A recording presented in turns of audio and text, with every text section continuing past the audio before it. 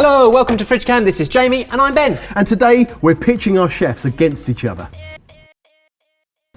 This is the battle to end all battles. Our mates Ben and James, who are actual chefs, are going head to head in what can only be described as the ultimate chocolate dessert battle. This is our most technical battle yet. It's going to be hot, it's going to be steamy, and it's going to be the hardest yet. And we're not even cooking. 3, 2, 1, go! My dessert is inspired by a podcast fact from a few months ago, the Tunnock's tea cake. Tunnock's tea cakes are banned from RAF cockpits. It's a bit like a wagon wheel. Same ingredients. Same ingredients, just different shape. Yeah. So I'm doing tempered chocolate to encase marshmallow, jam and biscuit served with creme glaze and caramel nuts. The biscuit couldn't be simpler. It's 1, 2, 3 in ratios. 1 part butter, 2 parts sugar, brown sugar and treacle, and 3 parts flour, plain and ginger. The biscuit dough is pretty dry and crumbly. I brought it together, rolled it out between 2 sheets of greaseproof, and I put it into the freezer to set up. That way I can cut perfect discs, the size of my domes, and bake them, and they should stay perfectly round. What are you making, James? Pistachio and rose tartlets. I'm going to love this, and you're going to hate it. The first element to my dish is a white chocolate and pistachio mousse. It's lightened with whipped cream and then set with gelatin. I'm going to blitz some pistachios. I'm going to melt this in the microwave. It's white chocolate. I'm just going to stir and then add the rest. I've made a mistake already. I was meant to put my gelatin in there before I poured it into the white chocolate. It's fine, not a problem. The dollop of jam in the middle of mine is plum, and I want it a nice pink colour, so I'm also adding a dash of grenadine. It's equal ratio, plum and sugar, boiled to about 120 degrees Celsius.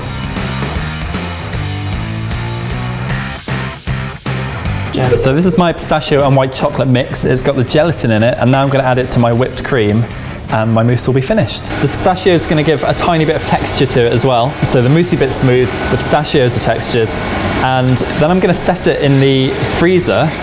If it's not set, and I pour hot glaze over the top, it's just going to collapse. The marshmallow part of mine is a classic marshmallow, except I'm flavouring it with sloe gin. So it's a sugar syrup brought up to 118 degrees Celsius, that's got sloe gin in it, and it's set with gelatin leaves which have been dissolved in sloe gin, and it's all whipped into egg whites. And putting in some non-traditional parts, so it's not quite traditional, but it is a classic traditional dish. The reason I'm going to win this battle is that the dish that I made in the recipe lab is probably the most proud I've ever been of any dish. So if I don't win it, I'm probably going to leave, just to let you know. Now, that's going to influence because either you want me to leave or you don't. Come on. So, come on. I'm making my pistachio and olive oil cake layer, which is like a really light, airy cake. So I've whipped the eggs with sugar, and then I'm just folding in, keeping as much air as possible, folding in pistachios and polenta and a little bit of flour. And this is going to sit underneath my mousse.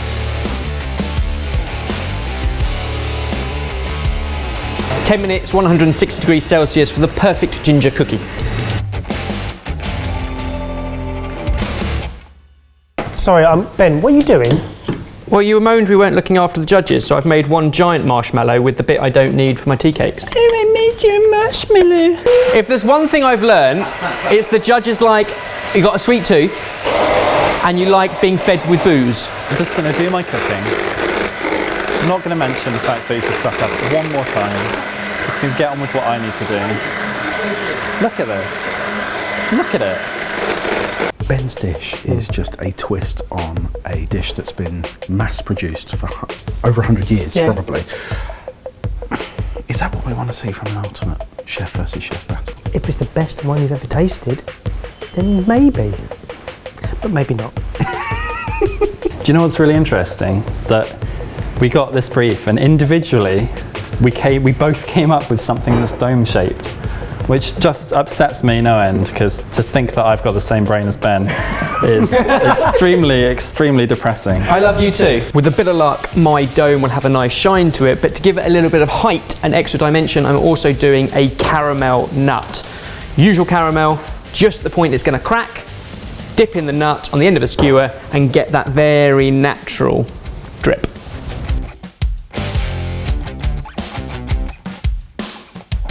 I've made my sweet pastry dough. It's just a standard pastry dough, and that is going to go into the fridge, rest for about an hour, and then I'm going to roll it out, rest it for another hour, and then I'm going to blind bake it. So what I love about a 1-2-3 ratio biscuit is you always get a beautiful biscuit with a beautiful snap. And this one, heavy on treacle and ginger, I'm going to blend all the offcuts into a crumb for the plate.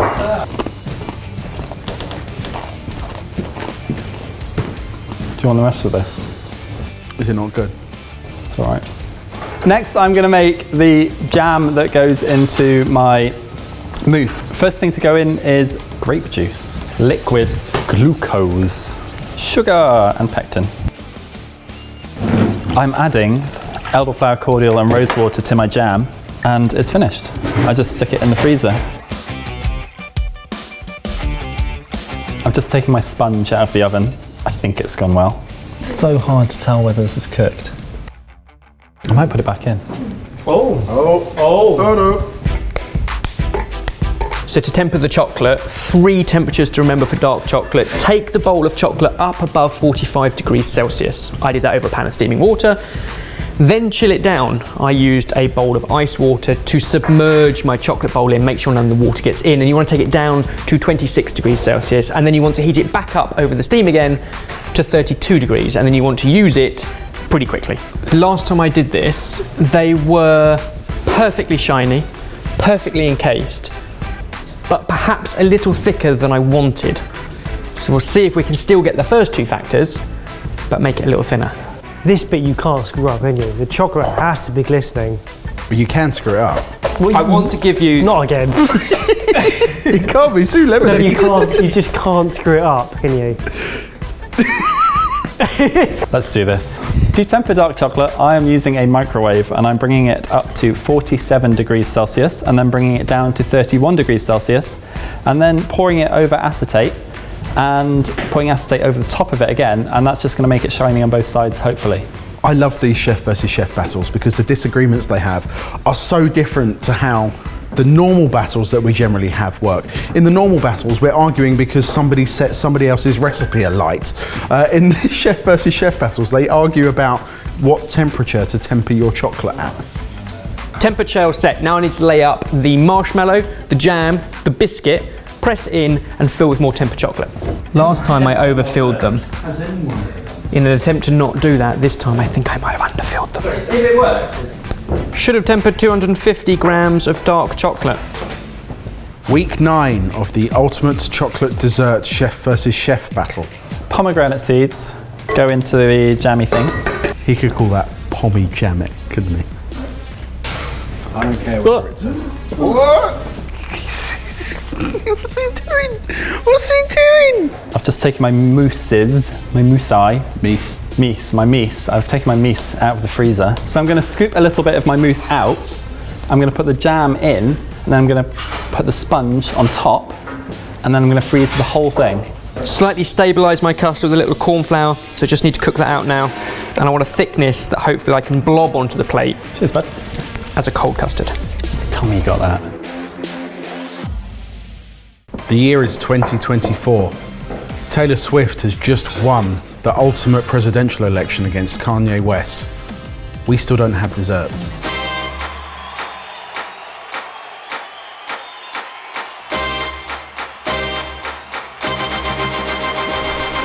The cases go back into the fridge to rest for about another hour. Now I'm going to make my mirror glaze, which is dark chocolate based. It uses gelatin and condensed milk.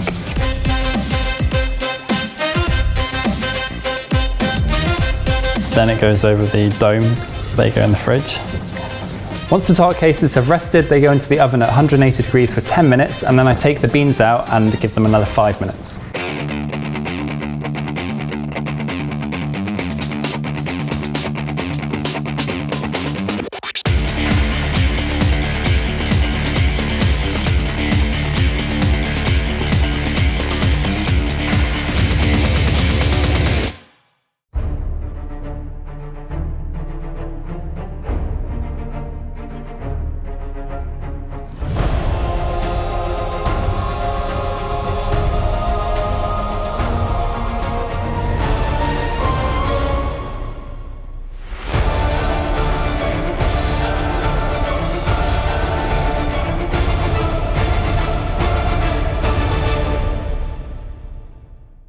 It's 2053. Elon Musk's mission to get us all living on Mars paid off. This is where we are. We've recreated the sorted studio and we have anti-gravity boots on. Let's eat something, shall we? Yeah. Oi. Oh. It sounds like crispy pastry. Cheers. Cheers. Good shine from a mirror glaze. You can see her face in that chocolate. Yeah. Wow. Don't you think the sponge is more like treacle pudding? Yeah. In terms of consistency? Because it's drenched in that gel. This is really hard to comment on because I've never had anything like it. No. That has to be some of the thinnest, crispiest pastry I've ever had. I think it's pretty well perfect when it comes to a balance of rose, olive oil, pistachio, elderflower, and chocolate. and then rich dark chocolate. That's the shiniest chocolate I've seen Sorted ever do. Decadent. But elegant. Delicate. Delegant. Good. I'm looking forward to this because I have enjoyed many a tea cake in my time. Get a bit of custard there. Get a little bit of the Earl Grey custard as well. There's custard as well. A little bit of ginger. Cheers. Oh, cheers. Ebbers. Whoa. Ebbers. Ebbers. What a snappy ginger snap. I like the fruit. It's very nice. The marshmallow was so light, but the chocolate was so rich, and then you get the bit of the heat from the ginger and the ginger snap. Do we need to go away and confer and come up with a winner? Let's go back here, shall we? Okay, I'll just take one of these. I'll take the whole thing. That was it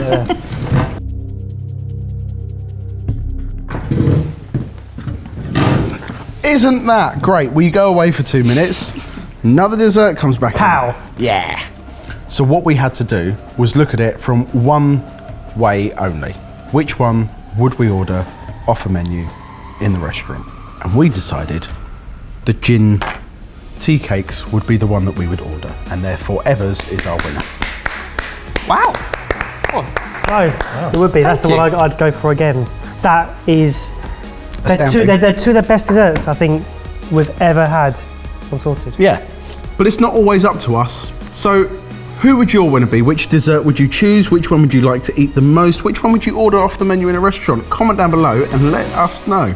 If you enjoy seeing those very food-heavy battles, then give this video a like and we'll do some more. If you're part of the Sorted Club, then great news! Bucket List has arrived at Sorted HQ, which means it's coming to you very, very soon, and it looks amazing. And not just looks, proper emo stories behind every one of those recipes. And some of you might remember back to our food marathon in London. Remember this awesome food? If you want to try it, we are hosting an event at Mayfair Chippy this week. Get involved, links down below. And what you got? What's the difference between tuna, a piano, and glue? Sticky tuna keys, don't know. Pass. You can tune a piano, but you can't piano a tuna. What's that got to do with glue? Oh, I thought you'd get stuck on that bit. I fell for it! As we mentioned, Sorted is just run by a group of friends. So, if you like what we're doing, then there are loads of ways that you can support us and get more involved. Everything you need to know is linked below.